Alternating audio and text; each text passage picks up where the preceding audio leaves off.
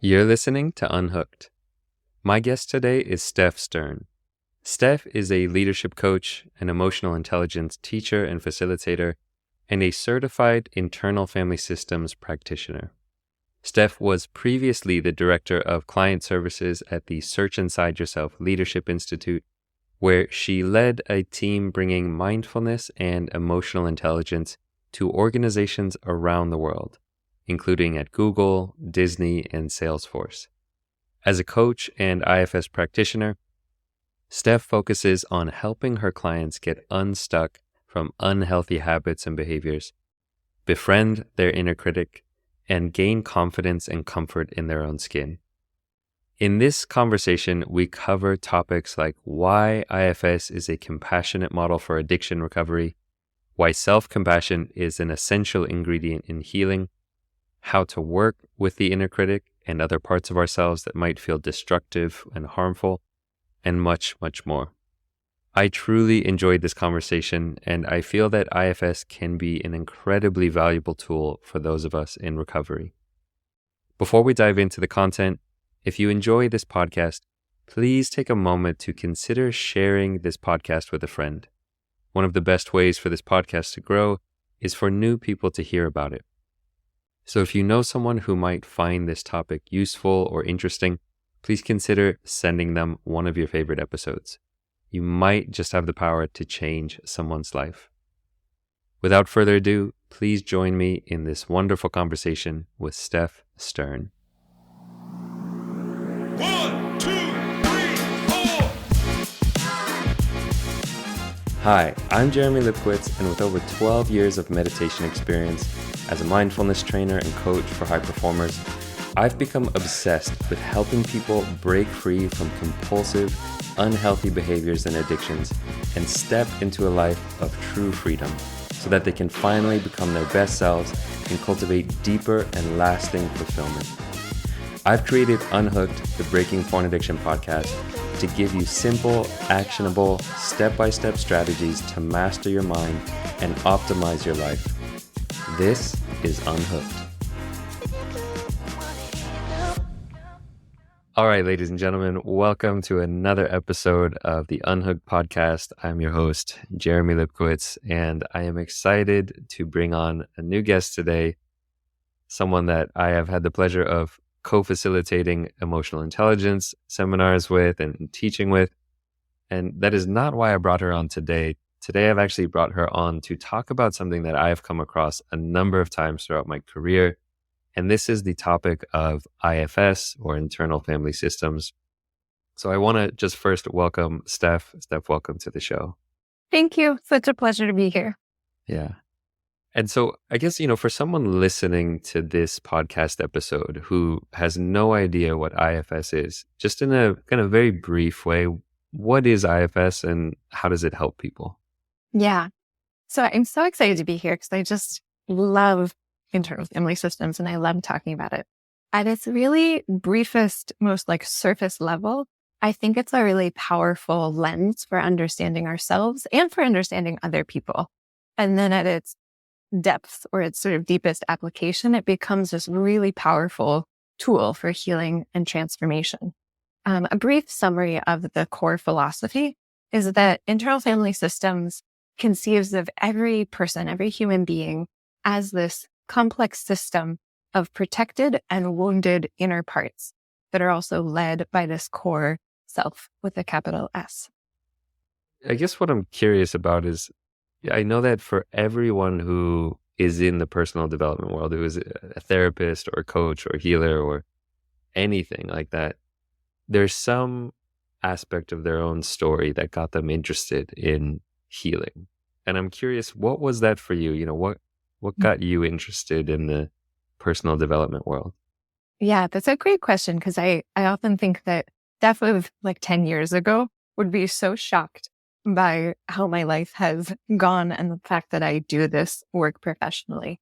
So for me, it was really a sense starting in my 20s of a kind of discontent.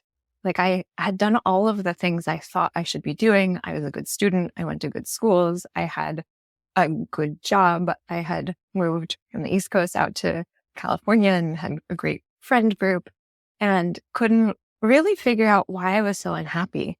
And with the family I did that is very career oriented, I thought, oh, I must just have the wrong job and I should go to grad school and I should learn more. And that didn't work, of course. I did go to grad school, really enjoyed it, graduated with no job, and kind of had this existential crisis of like, who am I if I am not connected to work? Who am I really? And it started me on this huge journey of reflection of thinking about what do I actually want my life to be about? What do I actually enjoy and love? And that's when I started therapy. A little while later, started meditating, and eventually made a career shift from, I had been doing environmental work. And as I was thinking about what I really love and enjoy, and thinking back in particularly about my 2 years in grad school, where I had a lot of freedom to choose whatever classes I want, I realized that what I loved most, which is like physically got me most excited and lit up, was this mediation training I had taken. It wasn't even for credit. And I thought, oh, I think I really want to work with people and their emotions. And that's when I left my environmental career and went to the organization where we know each other from, Search Inside Yourself. And it was a colleague there that introduced me to internal family systems. I wish I could remember what we had been talking about, but she was so excited about this theory and she lent me her intro book.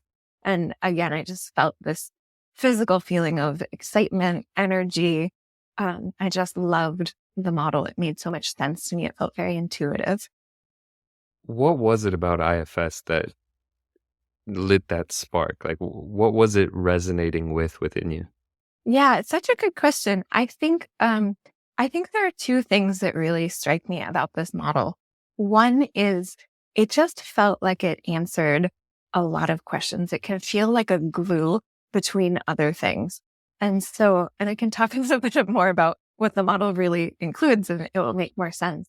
But it's a way of seeing things in much more complexity.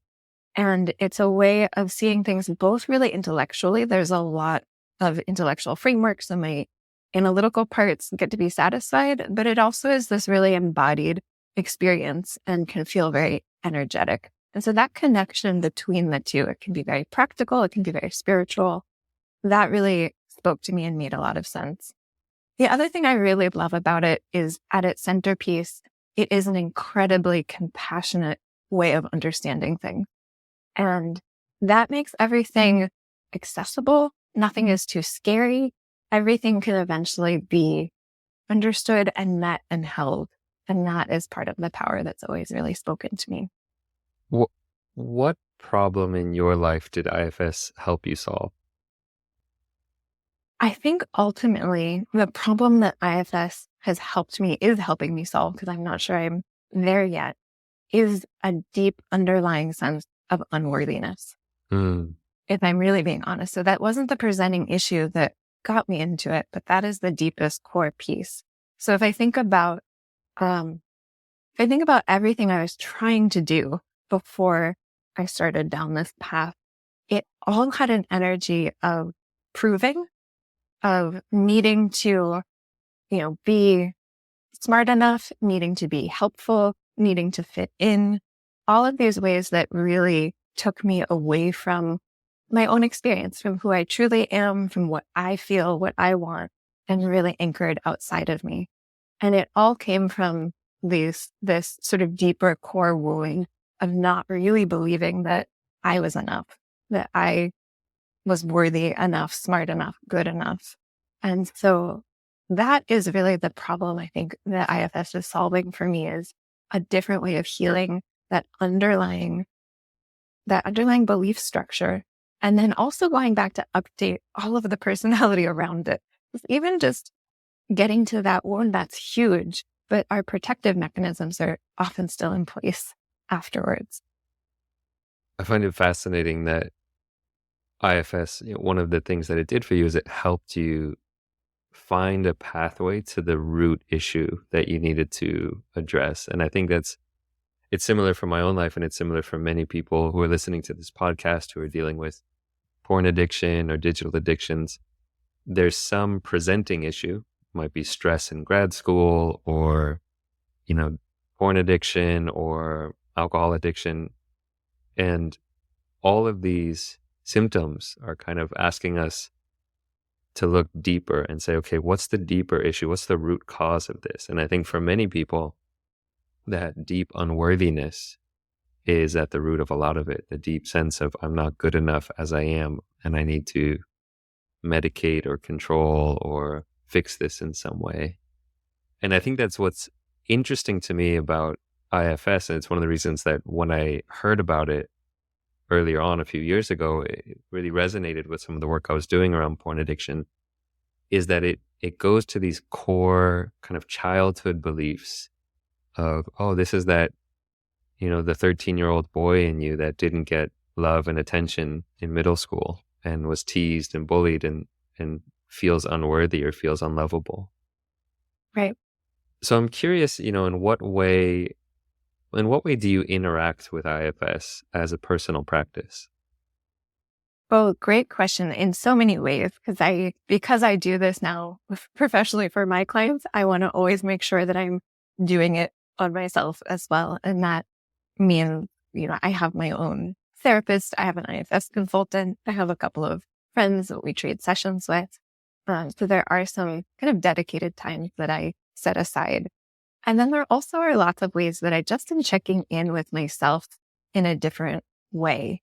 And that can be sometimes quite simple. I also have a daily meditation practice, and I usually start with just a little bit of a system check-in, seeing what parts are here, who's here, how am I doing, in a way that feels based on my understanding of myself through IFS. And then if I'm feeling out of sorts in any way, if I'm having a reaction, I often will then sort of either map out my parts, maybe using it with some journaling or writing, or just as a way of thinking, okay, who is here? Why am I reacting this way? And really trying to be with my parts. This is an ideal scenario.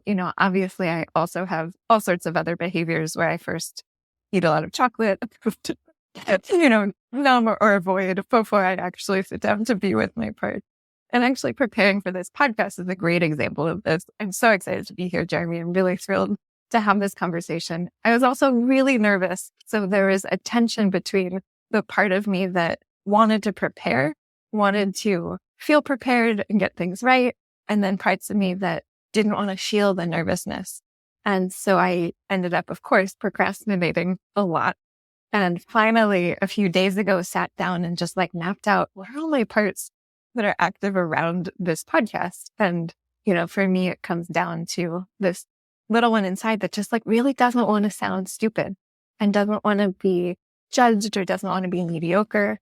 And once I could kind of recognize, oh, right, it's this little one and she's worried about this, it helped me also reconnect with, why do I actually want to do this? What else is here for me? I get to connect with Jeremy and I get to try this on and I get to share something that I love and care about with people. So that's a nice little real life example of me avoiding my parts and then ultimately working with them. Yeah, it's wonderful. You and I teach Search Inside Yourself, and there are certain times where getting ready for a big presentation, there can be some anxiety about presenting. And it's what's wonderful about teaching emotional intelligence is you get to use the tools you're about to teach as a way to manage your own emotions. And I imagine with IFS, it's similar. With mindfulness, it's very similar. To give, I guess, people just a little more clarity of what IFS really looks like. Yeah. It's, I guess we talk about parts, right? And an internal family system. And so I think a lot of the connotation it brings up is, okay, there's young kids and there's adults and there's personas that are parts of us. Could you just talk a little more about what parts are and how do we describe them and what's the value of describing parts? Yeah, definitely. So, and let me also name internal family systems is really a theory that came out of psychology. It was developed largely or led by this guy, Dick Schwartz, who is a family therapist. And his big insight was to use the principles of family therapy to describe our personality. So it sees our self or personality as this complex system of multiple parts or sub-personalities. And I think this is such an interesting idea. It's both really intuitive. We use this language all the time, right? A part of me wants to go to the party. A part of me wants to stay home and rest. But it's also pretty radically different as a way of looking at the mind and personality. A lot of systems or theories try and see it as one thing, like the ego, and anything else is pathologized. So IFS is different. I think there's a real value in seeing our minds and personalities as a complex system, kind of like a family or an organization. These different parts take on different roles. They're organized. Sometimes they act independently. Sometimes they're working together. Sometimes they're not communicating at all and they're working at odds with each other. So it can be complex, but the complexity is a good thing. We have a complex system because life is a complex task. And so the benefit, I think, of seeing this complexity is that instead of being subject to it, we actually can see it and then we can work with it. We can understand it. So from there, one of the core principles of IFS is that every part has a positive intention.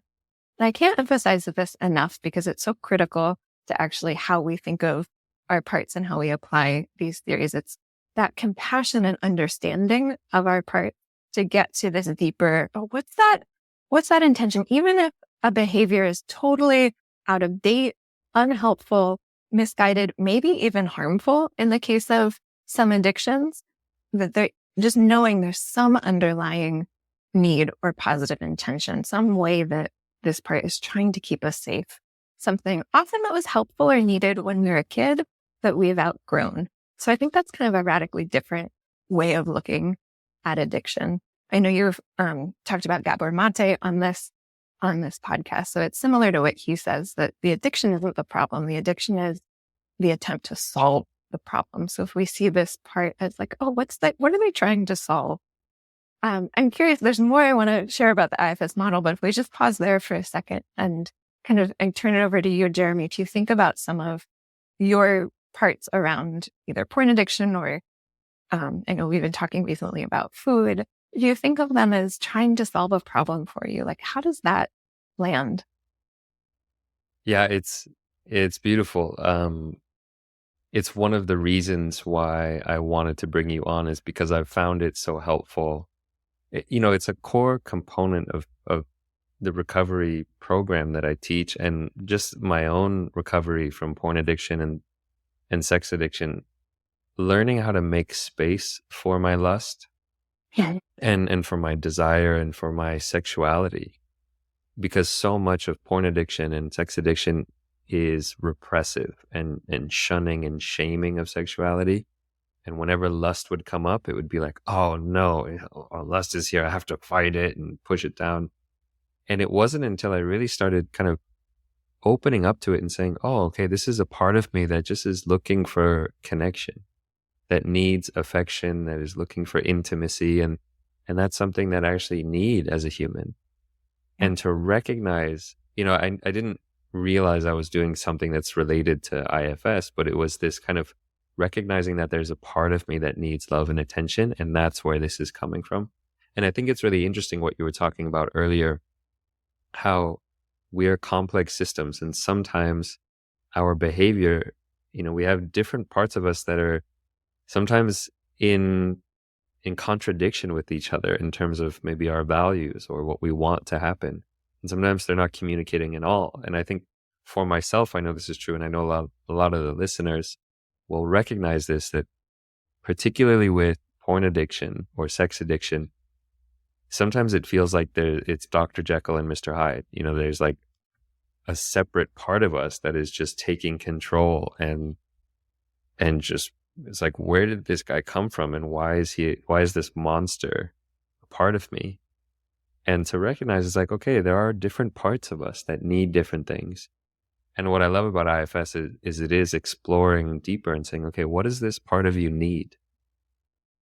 Right. Yeah. That's right. I'm so glad you mentioned that Dr. Jekyll and Mr. Hyde, because I think that actually gets into another piece about where I think IFS is really powerful in general, and especially with addiction, is that we don't see it as just one part. So it's not just, say, the part of you that wants to watch porn.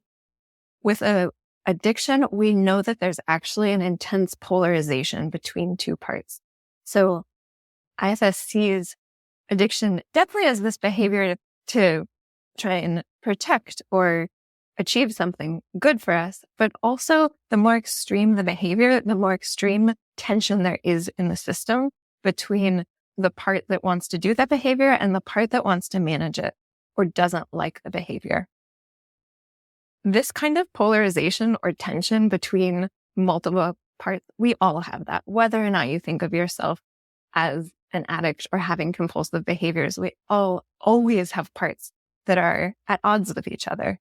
And Jeremy, in the work that you and I do, we know when a client is coming to us that there already is some kind of polarization. There's the part of them that brought them into coaching that wants change. And there's the part of them that doesn't want change, that is doing what it's doing for a good reason. And so the IFS model of addiction and this idea of being able to see this complexity, I think is really important. So to sort of summarize, we would see it not just as one part doing this, bad behavior, but it's actually the system or cycle that happens. And so there's some usually presenting trigger, and that could be, a need for connection. That could be some kind of threat of pain or emotional overwhelm. And so then a part comes in that does the behavior, that watches the porn, eats the food, drinks, whatever it does, that we think of as a firefighter. It sort of swoops in to be the hero of the system, to move away from pain, shame, emotional overwhelm. Eventually, though, what follows is that Mr. Hyde, so to speak. It's usually pretty harsh a critic or shamer that doesn't like that behavior, that doesn't identify with that. And that part can say some really terrible, mean, harsh things. And what's actually really tragic about this cycle is that there's another young part of us that hears that critique and takes it in. So in addition to these protective parts, in IFS, there are these younger parts that hold those feelings of shame, emotional overwhelm, maybe memories or, difficult experiences. We call them exiles because the protectors want to exile them from our conscious awareness. And so when this critic or shamer or taskmaster comes in, it's actually this young part that hears the critique and takes it in, right? That's the part that's holding, I'm not worthy, I'm not good enough. And then we feel those feelings of that exile. And often that actually exacerbates the shame, the cycle. So this critic is adding shame to a system that already has it and actually leading to more of that addictive or compulsive behavior. And so it becomes this really unfortunate cycle. So one of the insights I think here about internal family systems is actually we might not start with the part that is holding the addictive behavior. We would probably start with this inner critic and get some relief in the system by de-escalating this tension between the firefighter part and the manager or critic that is trying to control the behavior. Yeah. How does that resonate with your recovery experience, Jeremy? Well, I was smiling because it parallels so closely something that we do in my program, which is, the first step isn't to address the porn behavior. The first step is to let go of shame. Yeah. To really deal with the part of you that it's interesting. I'm using the parlance of IFS without realizing, like, the part of you that is feels ashamed of your sexuality, and the part of you that is beating yourself up and saying you're a bad person. It's like you have to fix and deal with the shame, and you have to make space for your sexuality before you address the behavior. Because that's, Exactly. as Gabor Mate says, the addiction isn't the problem. The addiction is an attempt to solve the problem. And so, that shame, that self-abusive behavior is one of the first things we work on. It's fascinating that it's kind of this constellation or like psychodynamics of. So in grad school, I studied gene regulatory networks and systems biology, and it was all these different networks of this gene turns on that gene and that gene turns on three other genes, and you can study the system dynamics as a whole. And it's interesting as you're talking about this, I'm just thinking about, okay, there's a whole system dynamics that's going on of this part acting, and then he thinks he's critiquing that part, but it's actually the young child part of us that's hearing the shaming. Yeah, And that has effects exactly. on the whole system. Right. Exactly. And that's where internal family systems, that's the systems piece. It is a systems thinking kind of model. And I think that's what's so powerful about it is all of these parts, even when they're doing something really unhelpful that we don't like, it makes sense when you see it in the map of the whole system. And also when you remember, again, these parts are often formed in childhood and they may be really out of date. So one of the funny kind of magical parts of this model is that as you get to know and understand a part and why it's doing what it's doing, eventually you might ask it like, how old do you think I am? And we often get a number that's like 5, 10, 12. These parts are kind of stuck back in the past. And they are doing this out of date behavior because they literally don't know. And so part of the process is actually of getting to update them and getting to help them play a more positive, helpful role in the system. Yeah, I love the idea of outdated software. Like we're running on an operating system that's 30 years old and we haven't taken the time to update. Like, hey, when you're in a social situation, you don't have to behave in the same way and with the same stories as you did when you were in middle school and getting teased and bullied for X, Y, and Z. And to think, okay, what's a healthier way to look at this? I'm curious because IFS, I know there's so much about IFS that is being used to help people in addiction. The first place I heard about IFS was in a recovery center in Thailand where I was working. And I'm just curious, what is it about IFS that is so helpful for people in recovery or working through compulsive or addictive behaviors? Yeah. So I think something that we've touched on, which is it's a really compassionate, non-shaming approach. So other approaches, and there are lots of great approaches. So it really is about what tactic meets the person where they are in their journey. But I can imagine a lot of approaches, what they're actually doing is kind of strengthening a manager, maybe even strengthening the critic to control the behavior. And that can be great in the short term, and particularly if there's some harm reduction needed. But in the long term, what I think is more powerful about the IFS model is that it actually gets to the underlying drivers of the behavior. So these younger parts that are holding these challenging emotions or these memories, these outdated beliefs, IFS actually has a deep healing process so that we can unburden them from those heavy emotions and outdated beliefs. That also brings back some of our kind of wonderful childlike qualities that may have been lost, things like play and joy and awe and spontaneity, a sense of aliveness and passion. Those can actually be healed and brought back into the system in a healthy way. And so then these protective behaviors, they're just not necessary anymore. So it fosters, I think, a more kind of permanent, deeper sense of transformation and change. How would someone go about turning a part of themselves that seems just overly negative, harsh, judgmental, critical, seems to be kind of an enemy? How would they go about turning that part of them into an ally? Yeah, such a great question. So the first thing is to just try on the idea that even the most negative voice, right, even the harshest inner critic or bully, if we just try on this idea, oh, they actually want something good for us. And in particular, with inner critics, I think it's really helpful to understand that critics get mean because they actually don't have a lot of power in the system. They're not parts that make us do things in terms of behaviors. They're trying to control our behavior through their language. And so the meaner the critic, the more scared they are. the more that they're scared of losing control to these other parts that maybe have extreme behaviors they don't like. So I think that's a really helpful starting place. And if with that kind of intention of, oh, there's some good that this part wants for me, if that leaves you feeling a little more open, a little more curious, then you can start to explore what might that intention be? How is this part trying to help us? That may not be enough. So one of the powerful pieces to me about internal family systems is this idea of unblending.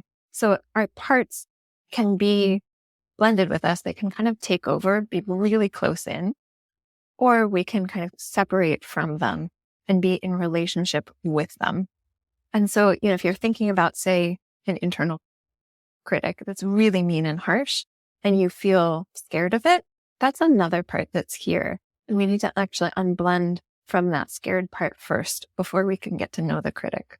Or maybe you are really annoyed. Maybe there's a critic of the critic and you're so upset that this part is here that it's hard to get to know them. So another way of saying it is with IFS, we always want to be getting to know and relate to our parts from a place of compassion, openness, curiosity, kind of a loving awareness. And if that's not how we feel, that's totally fine. That's just another part that needs some attention first.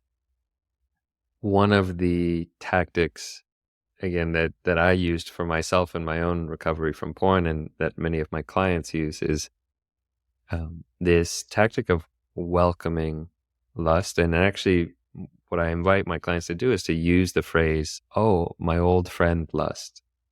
And it's this compassionate turning towards this thing which used to be so controlling and so scary and kind of the enemy. It's like, oh, my old friend lust. And in that instant of turning towards it and saying hello to it, you distance yourself from it and it stops driving the bus, so to speak. And it seems like there's a lot of parallels between what you just said of this unblending process. Absolutely. Yeah, that sounds exactly the same. It's can we be with this part of us?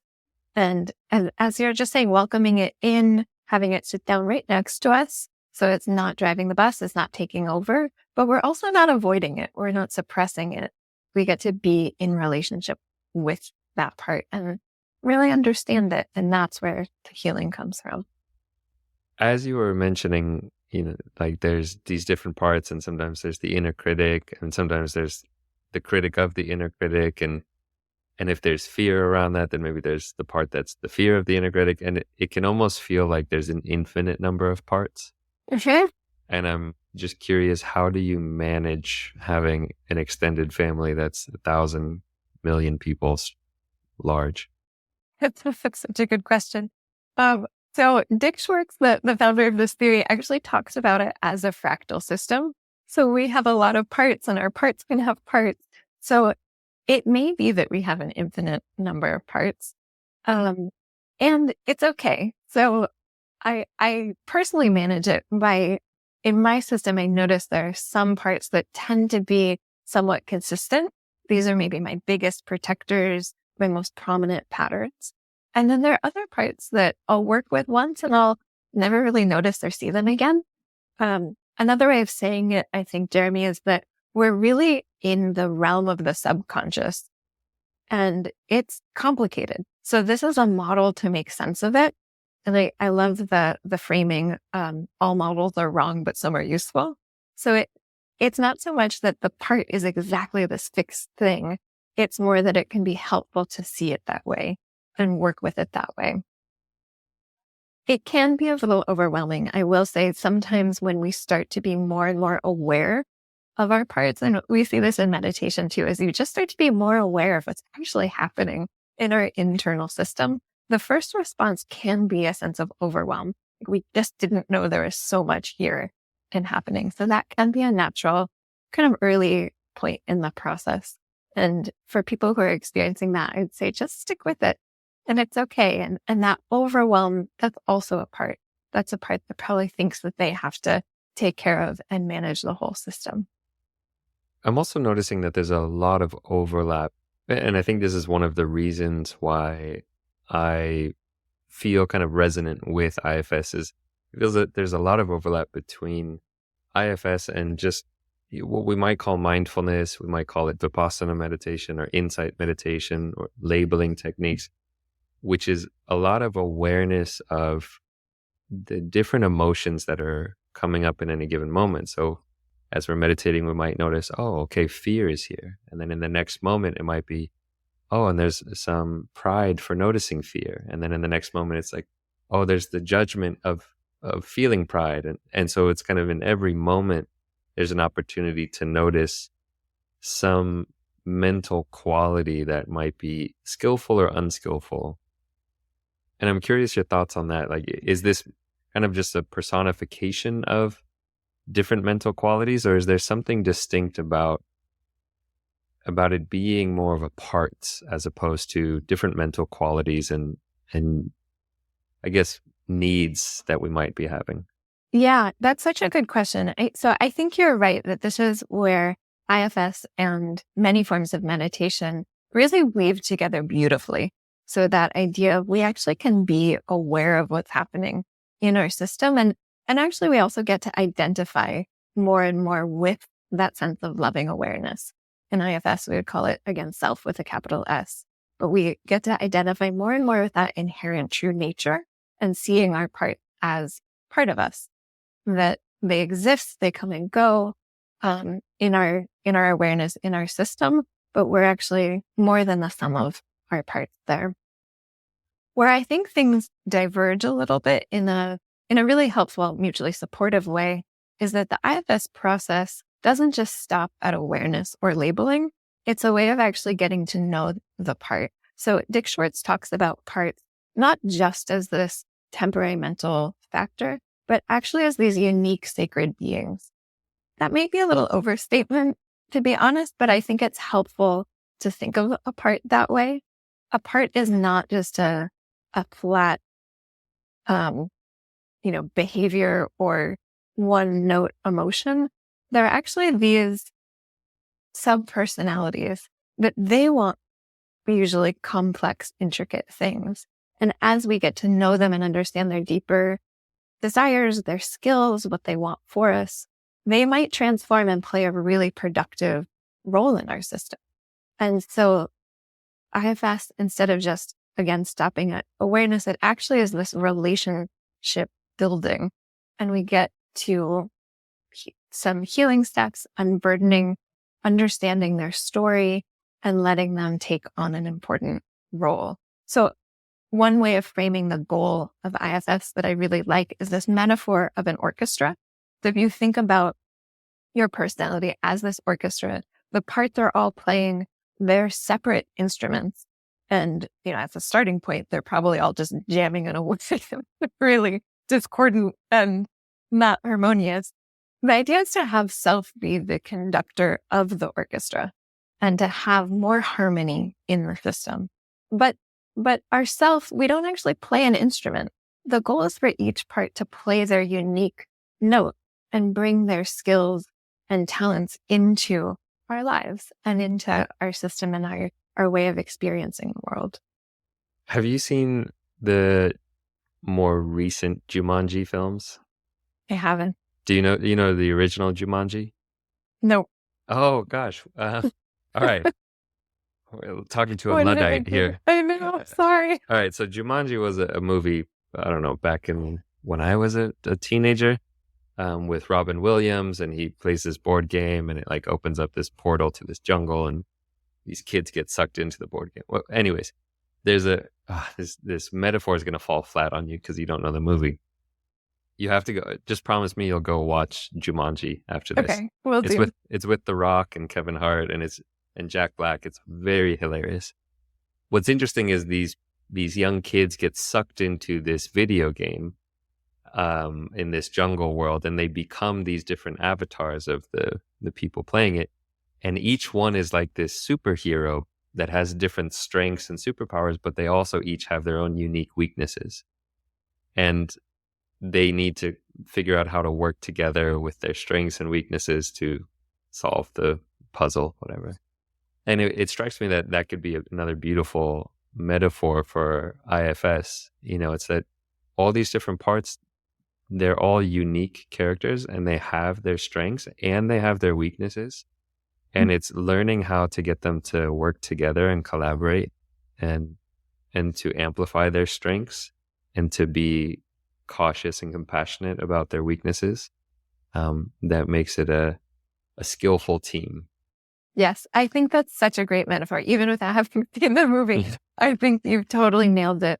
I'll just add in one extra layer as well, which is that our default state is much more fear-based and survival-based. And so these parts, without this connection, without working with them, whether it's through IFS or lots of different modes of personal development work, they're very scared. And so they're acting out of fear. Again, they're really often outdated. They think we're younger than we are. They might be stuck in the past. And so part of getting them to play these useful roles is to help them recognize that they actually are safe. They're not alone, that being part of the team is connecting, is, supported, like that they get to act more out of, I would say out of love, but out of a sense of connection and a wholeness. So that's part of the transformation as well. I have a feeling that when you watch Jumanji, you're going to totally geek out and you're going to see all these parallels between it and IFS. We can do an episode 2. Yeah, once you've seen it. Another one of the kind of just metaphors or analogies that I use with my clients is this topic of like the inner committee. And there are these different parts that you have. And as you're talking about this, I think one of the things that you're talking about the difference between IFS and mindfulness or meditation, and that embodying, the personification, the beings that we can get in contact with, in some way allows them to be greater allies for us. They're not just a flat emotion, just, oh, there's fear, there's lust, there's courage.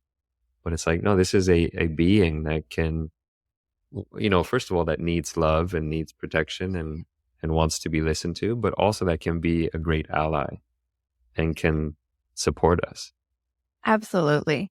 And one of the things that I really love about the IFS model is that part actually gets to decide how they want to be that ally. So a great example of this, I'm thinking of my perfectionist part. I have a very strong inner perfectionist and have for a long time. As I've gotten to know her and gain more trust, she has learned that like we're not going to fall apart. If we're not perfect, it will be okay. We can get through it. Her role has shifted, but only a little, because she's still really interested in me being excellent. And that feels really, to be honest, that feels very age appropriate for me. I'm in my early 40s, and to me, 40s are about deepening into what I know, a sense of mastery. And so she helps me learn and improve. So instead of being harsh, like the harsh voice of perfectionism in my system used to be much more like, you're not good enough, that sucked, you should never do that again. Now, like, she's kind of here taking notes. Oh, if I did another interview like this, how would I improve? How would I do it differently? So she sort of shifted from a sense of tight perfectionism to a growth-oriented sense of excellence. That's the shift for her in my system. I have a friend who I was working with her perfectionist part, and she is closer to retirement, so it may be age-related or it may not be. Her perfectionist totally wanted to retire. She was like, yeah, you've done really well. We're good. I want to go sit on the beach. And so sometimes these parts in their transformation are freed up to just shift a little and just play a more productive role. And sometimes they do a total 180 and they are totally exhausted of doing what they've been doing. And they want to do something totally different. And I love that sense of choice for those parts of us, that they get to be freed up and they get to decide. I'm kind of fascinated to just imagine what my lust part would have decided to do when I was early on in my recovery. I know now that I can see the lust side of me. It's something that I actually really do value and appreciate. And I know that it's the part of me that wants deeper connection and wants intimacy and wants to be a source of intimacy for others. And it's a beautiful aspect of myself. And I it's an can ever also evolving imagine, aspect. Yeah. yeah, I could also imagine, Jeremy, that part might want that sense of passion and aliveness, and it may not need to be acted on. That part may help you just hold that positive feeling. So yeah, I'm curious too, and it's not too late to actually get to know that part as a part and see how it wants to be in your system. Yeah. How it wants to express itself and how it wants to show up in the world. Yeah. Yeah. If someone were listening to this, let's say someone is struggling with porn addiction and they're listening to this and they're saying, wow, okay, this sounds like a really interesting system or philosophy, but I don't have the finances to go work with an IFS coach. How could they start to implement some of these learnings or these tools in their own life? Yeah, great question. So the first thing I would suggest is just starting with this idea that whatever part of them is, say, watching porn, that part wants something good for them. And just to see, can that alone bring a little bit more compassion and understanding to that behavior? And with that, can there also be a little bit more awareness? What triggers that desire? Right? As you're saying, like maybe it is a desire for connection, and maybe that need can be met in a different way. Maybe it's a behavior that's actually to avoid a difficult emotion. Maybe there's, as somebody sort of tracks their patterns, they become aware, oh, I seek out porn when I feel lonely or when I feel not good enough. And just bringing some more awareness into these different parts of us that might be here, I think is really helpful. The next piece, again, would be to think about what are all of the parts that, in particular, is there a power struggle between two parts? So in the case of porn addiction, maybe there's the part that pursues porn, and then there's the part that, the critic or the bully or the taskmaster that comes later and really regrets it and shames the person. And I would actually start by getting to know that one, starting to get to know the critic or shamer. And again, starting with this idea, that part has good intentions. It's trying to control this other behavior. It wants something good for you. And to work with it, I can imagine a couple of different things. I'll just name two. So to give listeners a place to start and not overwhelm you with too many choices. One thing I love doing is just letting parts have a voice. So if you imagine maybe writing a letter to yourself from that part's perspective, and that could even literally start, like I might say, dear Steph, I'm the part of you that watches porn, and here's what I'm trying to do for you. And just letting that part have some expression. Another way in is that there's some wonderful recorded guided meditations and practices for IFS available. Dick Schwartz, the founder of the theory himself, has some that are freely available on Insight Timer that I'm always referencing and recommending to clients. So those are some great just starting points. I love the journaling prompt of writing a letter to yourself from the perspective of a part and starting it with, here's what I'm trying to do for you. Because it forces you to come up with an answer. Because I was going to ask you, what do you do when you can't find a good intention behind one of the parts? Like if there's a part that there's no way to even think about how it could be trying to protect you. And I think by doing that journaling prompt, it almost forces you to come up with something. Yeah, I think that's right. I think that does force the issue. If it doesn't, my hypothesis would be that there's another part in the way that can't see or isn't willing to see the good intention. So then I would start, and maybe it's starting with that part. Okay, there's a part of me here that is trying to protect me from parts get really scared of another part taking over. So if you can't see any good intention in, say, the part of you that watches porn, I'm going to assume that there's another part here that doesn't want to give the porn watching part any attention lest it gain more power. And so then you can sort of switch your target of focus to this one that really doesn't like the other one. Yeah. And write a letter there. I was just thinking, like there's a part of me, and this part is very strong and sometimes controls my behavior, that wants to sit on the couch and watch Netflix for many hours in a row and eat junk food. And I was thinking, okay, what would this part of me be trying to, you know, to offer me? And I could probably come up with something and be a little sneaky about it. But what's interesting is this other tactic of maybe there's another part that doesn't want you to see that. And I can imagine the perfectionist side of me doesn't want to let that person have a reason, because they don't want you to be compassionate to yourself or give yourself time to rest or relax. And they just want to say that part of you is lazy and, whatever it is. So yeah, it's interesting to kind of look at, is there a part of you that's blocking the reason? Yes, I'm so glad you said it that way, Jeremy, because I think often there are parts of us that don't want us to be compassionate with ourselves. And they're scared. They're scared that with too much compassion, we will become complacent. We will let these other behaviors take over. And I really relate to this because I, even after working in emotional intelligence for quite some time, I actually still hated the idea of self-compassion. So just for any listeners out there that might be like, oh, self-compassion, I hear you. And that's probably a part that is a little scared of letting in that compassion. And that's a great place to start. It's really understandable. That's probably some form of perfectionist or inner critic that is used to motivating us in another way. And they're worried if they don't do their job, that we're going to, end up a pile of mush, or that we will be judged by someone else that will fall apart in some way.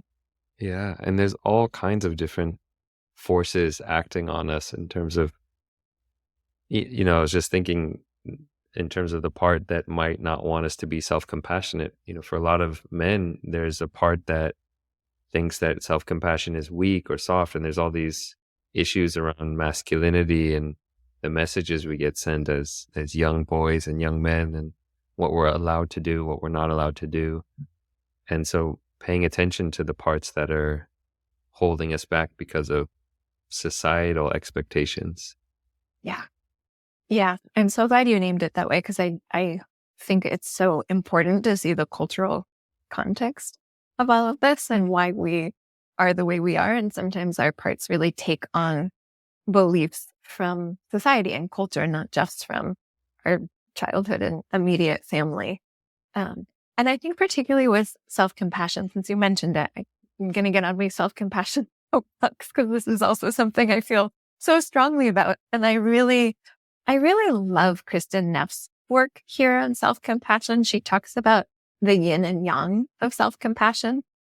So the yin quality is that more accepting piece. Oh, it's okay, right? Parts of us that really can do that warm, compassionate holding, versus the yang energy of self-compassion is more motivating or more protective.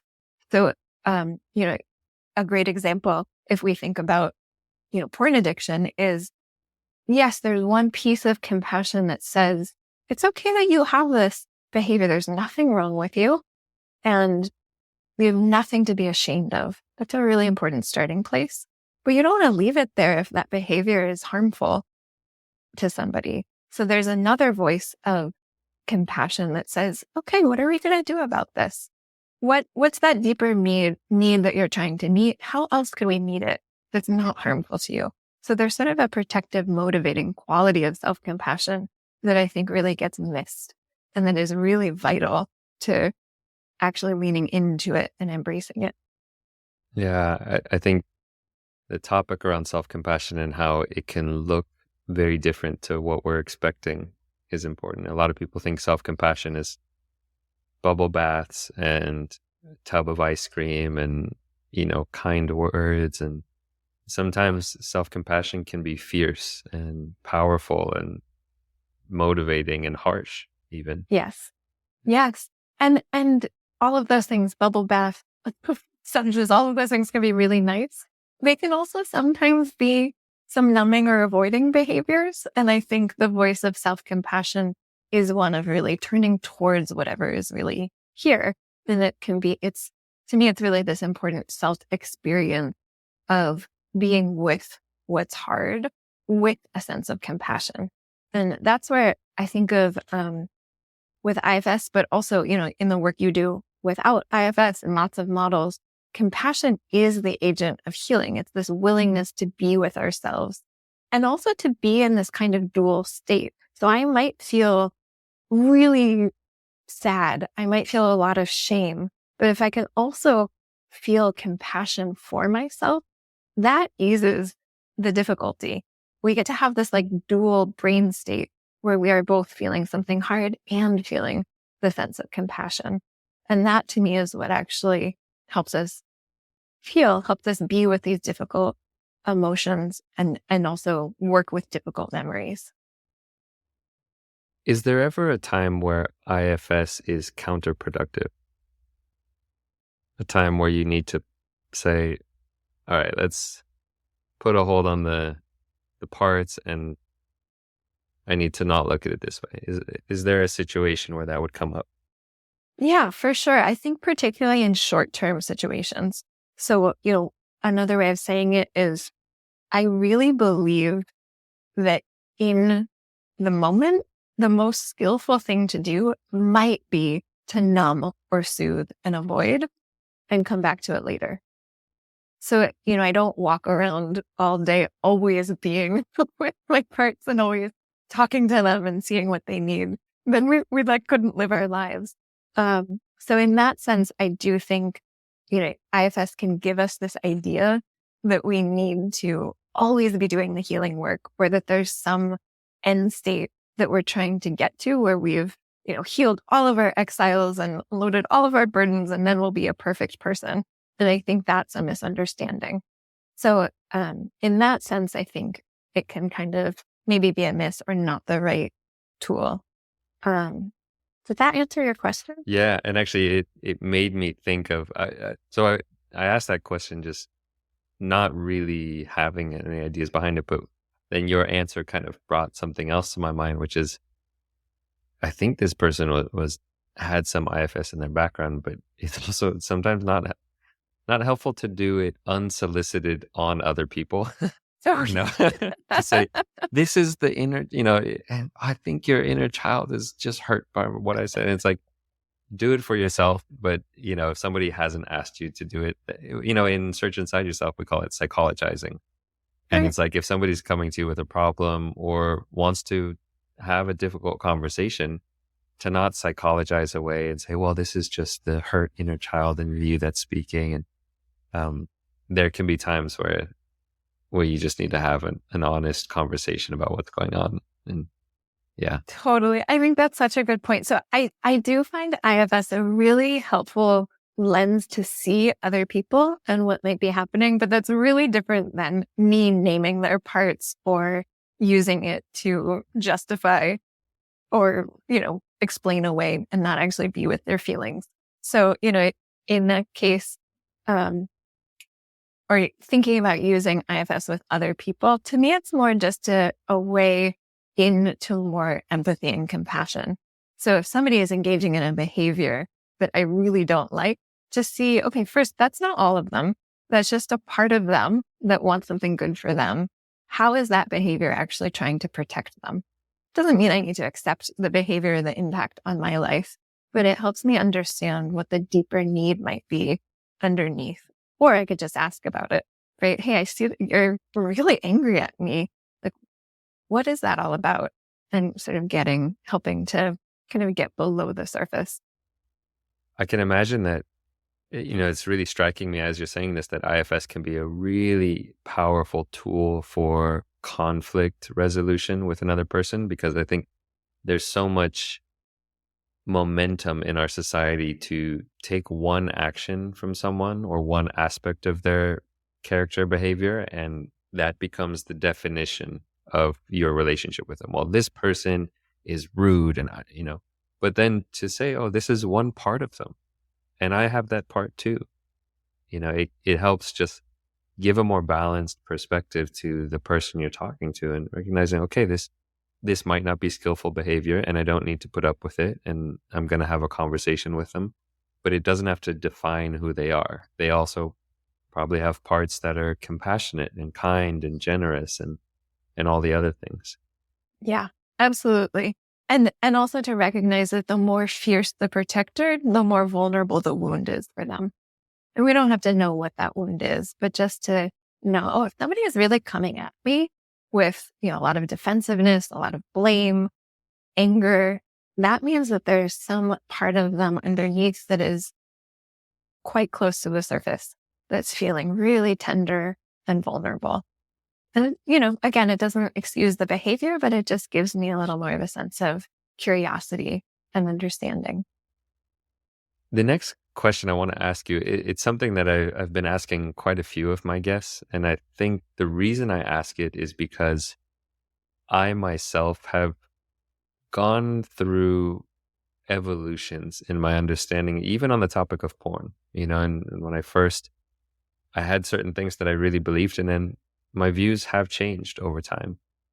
And so I'm fascinated by this question. And so I'm curious, are there things that you once believed to be true about IFS that you no longer believe? Or is there anything that you've changed your mind on? I think when I started doing IFS, particularly on myself and my system, it felt really wonderful. It also felt really neat and tidy. I was getting to know all of these different parts of me. And as I started my healing work, one image that really made sense in my system is that my parts were all actually living in this house together. And the house sort of represented my sense of self with a capital S, this safe holding for all of my parts. And I loved this phase of healing. It felt really wonderful. It was really imaginative. One thing that has shifted for me is at some point a part came in that was bigger than all of those parts. To her, this house of parts felt like a dollhouse. And as I kind of let that scheme maybe break away a bit, I can still access that sense of the house and the parts that are in there, but I just hold all of it much more loosely. Like we were mentioning earlier, there might be an infinite number of parts. They may not be stable. So I've come to see parts more as kind of like the wave particle duality. So we make them into this concrete thing in order to relate to them and work with them, but not because that's ultimately true. And so I just really hold a lot of it more loosely. And that also enables me to better meet my clients really where they are and with what makes sense in their system. And if they have parts that want to, make it complete and tidy, we work with that. But just knowing that, that might be a part that's there that is controlling the process a little bit. I love that. I can imagine, early on when it feels so neat and tidy, and it's like, oh, there are 14 parts and you will get to know each one of them. And then if you work with a client, it's like, well, you have this part and this part and this part. And it might not be the truth for that client. And so having that more flexible, like, yeah, we all have different parts and they're morphing and evolving and coming into existence and maybe going out of existence. And it's not, I think that's what I love about it also. It's not like this is a metaphysical, what's the word where it's like an explanation of how the universe is formed. It's not like scripture of these are the parts you have and you must get to know these parts. It's like, hey, explore what's going on for you. And this might be a useful tool to get to know what's happening in your mind a little bit better. Yeah, that's right. The other thing I think I've changed my mind about that connects and builds on what you're just saying is what healing looks like. Because I think in that early phase for me, my perfectionist was still actively involved. And I thought that there was some end state that I was going to get to where I would have, gotten to all of my exiles and healed all of these core wounds. And then, I would be this perfect, enlightened person. Maybe that's still coming. But I think for me, I really just shifted my understanding of healing as a sense of greater awareness and greater internal compassion, greater willingness to be with what's here. And I have a client actually that I have in mind who recently graduated from working together. And he's not done because he's gotten to everything and he's perfect. He felt done because he felt this substantial shift in his system. He felt like he had, in his words, kind of unsnagged a lot of parts of his psyche that were stuck in the past. And he felt much more of a sense of choice, of deliberate action, and of inner compassion and calm. And that was good for him. And of course, his journey will continue to grow and evolve in different ways. But I think that perfectionist lens that I used to have has really loosened. Yeah, it's one of the things I used to do a lot more teaching in meditation and kind of Buddhist realms. And the topic of enlightenment was a big one that people wanted to talk about a lot. And for me, it was just it's not this place that you get to where you're perfectly healed and nothing ever happens again. Maybe it is. I don't know. But for me, it's not important. It's just the whole point is just to keep getting to know yourself and keep healing and evolving and being more skillful with how you show up in the world. Yeah. Yeah. And with that, really acting from a much deeper sense of trust, I think, in myself, that I can do this, I can get through it, I can be with whatever comes. That is a part of it, I think, as well. Is there anything else that you would want to express to the listeners of this show? One thing that is coming up for me is that IFS can be fun. I mean, we've talked about, I think, every topic. We've spent a lot of time talking about mean critics. And one thing that I feel like I haven't gotten across is that I find IFS quite stunning. It is amazing to me the internal intuitive wisdom that comes forth and the imaginative, creative ways that our system expresses ourselves. And that's super fun. And so it can really just be a joy. And I mean, obviously, this is why I do this work, because I find it so fun to hold it for other people. But it can have this really magical, playful quality that I feel like we haven't really gotten to talk about. Yeah, I imagine that there's parts of us that are rock stars and the artist and, the powerful, expressive, beautiful sides of ourselves. And tapping into that, I can imagine, would be a joy. Yes, tapping into that, seeing the ways in which some parts interact with each other. So my perfectionist, for example, she loves to come in when it's time to unburden. So there's actually this concept that we haven't talked about that much in IFS. There are these healing steps where parts never go away, but they often let go of old feelings, beliefs, memories, energies that they've been holding. And it's this ritual unburdening process.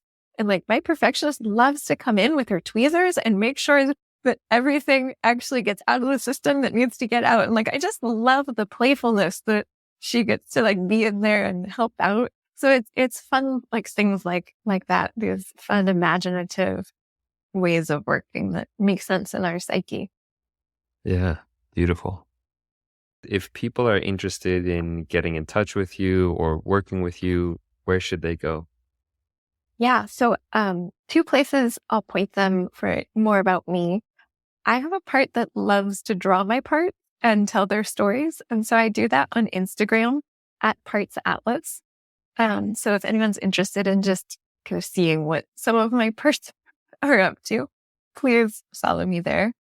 My website is stephstern.com, STEPHSTERN, and you can find out more about me and get in touch. I have a newsletter that I write very sporadically, so you can sign up for that there. And then if anyone's looking for an IFS practitioner, maybe you want somebody more local, the Internal Family Systems Institute has a wonderful directory of everybody who's been trained in IFS. So that's at ifs-institute.com. Wonderful. Well, Steph, it has been a pleasure having you on this podcast and this conversation. And I'm sure we'll have a part 2 somewhere down the road. So that's it for today, everyone. Thanks for tuning in to the Unhooked podcast. We'll catch you on the next episode.